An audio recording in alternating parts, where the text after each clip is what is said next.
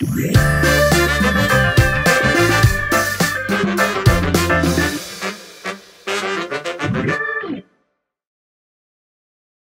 aja namanya Bunga, seorang siswa yang kegiatannya tiap hari bangun, ke sekolah, belajar di sekolah sampai selesai, pulang ke rumah sore, makan malam, ngerjain PR, sosmed bentar, tidur deh. Begitu tiap hari. Kalau tanya-tanya cita-citamu apa? Atau sekolah tujuannya supaya apa sih? Jawabannya, apa ya? Unlisteners, pernah nggak kamu ngerasa kayak Bunga? Hidup ya hidup-hidup aja, bangun, sekolah, pulang, sosmed, nugas, repeat. Begitu terus tiap hari sampai kita bertanya ke diri sendiri, aku kayak gini buat apa ya? Rasanya kayak hidup itu yang penting nafas aja, ya ada di dunia ini, tapi nggak benar-benar hidup dan nggak ada maknanya. Atau sering banget kita melihat dan merasa bahwa orang-orang yang hidupnya bermakna adalah yang punya barang-barang bagus, healing terus, bisa dapat semua yang mereka mau, uangnya banyak, dan followernya banyak. Tapi, apakah betul punya banyak harta dan jadi populer akan bikin hidup kita bermakna? Belum tentu. Jadi hidup yang bermakna itu kayak gimana? Ada banyak banget pembicara dan literatur yang berbicara tentang topik ini. Gimana caranya supaya hidup kita bermakna dan gak sia-sia, bahkan sampai bisa bahagia maksimal. Sebanyak apapun kita dengar pembahasan ini dari pembicara terkenal, banyak channel populer, banyak sosmed dengan ribuan followers, percaya deh, intinya itu cuma satu.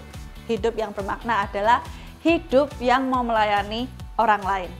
Kita baca ayat dulu yuk. Efesus 2 ayat 10 bilang gini.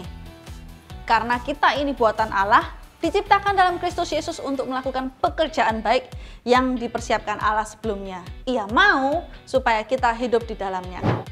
Dari ayat ini jelas banget kalau Tuhan tuh ciptain kita dengan tujuan yang mulia, yang ada makna dan maksud baiknya. Kita ini ada bukan karena kebetulan atau nggak sengaja atau karena kecelakaan.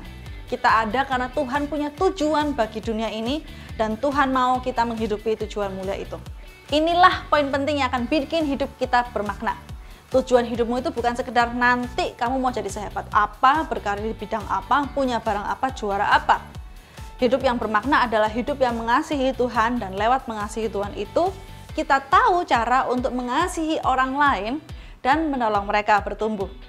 Ini bukan tentang cita-cita kita di masa depan aja, Unlisteners, tapi juga soal memahami dan menghidupi apa yang kita miliki dan yang ada di sekitar kita sekarang. Contoh gampang, dimanapun kita di sekolah sekarang, kita bisa cari tahu hal baik apa yang bisa kita lakukan atau berikan buat sekolah kita, atau buat orang-orang yang datang ke sekolah kita setiap hari.